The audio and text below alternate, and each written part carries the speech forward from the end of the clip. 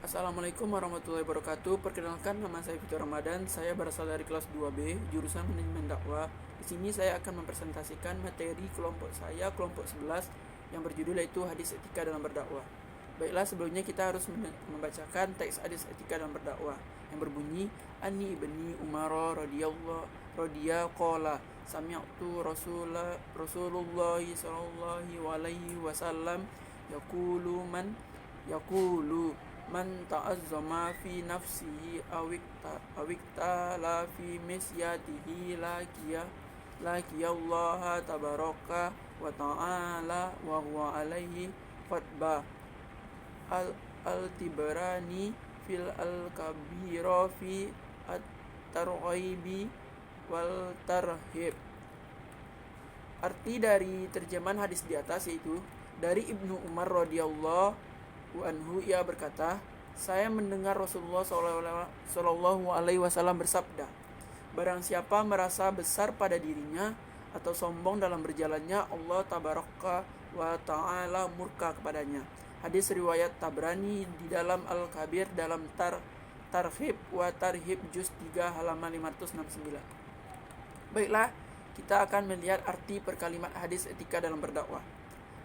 Ani ibni Umar radhiyallahu qala, dari Ibnu Umar radhiyallahu, ia berkata, sami'tu Rasulullah sallallahu alaihi wasallam yaqulu, saya mendengar Rasulullah sallallahu alaihi wasallam bersabda, man ta'azzama fi nafsihi, barang siapa yang merasa besar pada dirinya, awik tala fi misyatihi, atau sombong dalam berjalannya, laqiyallaha tabaraka wa ta'ala, Allah tabaraka wa ta'ala, wa huwa alaihi khutbah, Allah murka kepadanya.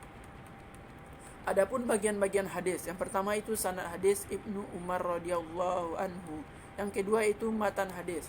Di sini ada bunyi hadis yang membahas tentang matan hadis, yaitu man ta'azzama fi nafsihi aw qutala fi misyatihi laqiyallaha tabaraka wa ta'ala wa huwa alaihi khutbah. Barang siapa merasa besar pada dirinya atau sombong dalam berjalannya, Allah tabaraka wa ta'ala murka kepadanya. Yang ketiga itu perawi hadis.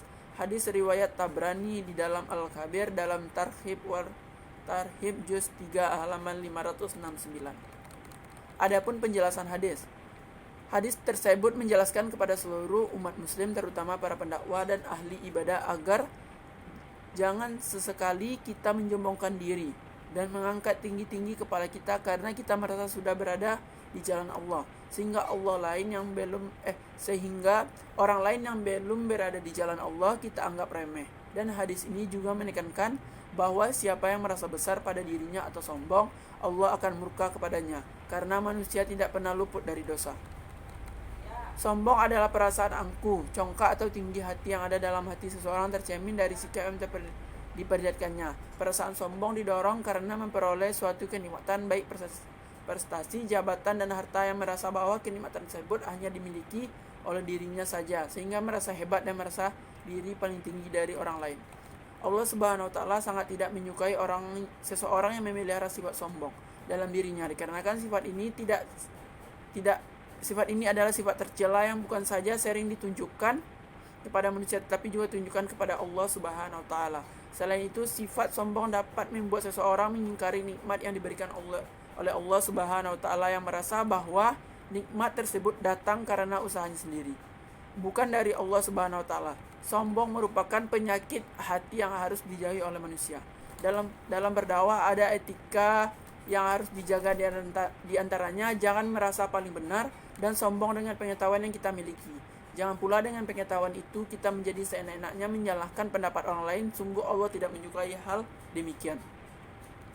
Adapun etika dalam berdakwah antara lain, dakwah dilaksanakan dengan hikmah, yaitu ucapan yang jelas, tegas, dan sikap bijaksana. Yang kedua itu dakwah dilakukan dengan mau'izatul hasanah atau nasihat yang baik, yaitu dengan cara persuasif tanpa kekerasan dan edukatif memberi pengajaran. Dakwah dilaksanakan dengan memberi contoh yang baik. Dan yang keempat, dakwah dilakukan dengan mujadalah, yaitu diskusi atau tukar pikiran yang berjalan secara dinamis dan santun serta menghargai pendapat orang lain. Lanjut, yaitu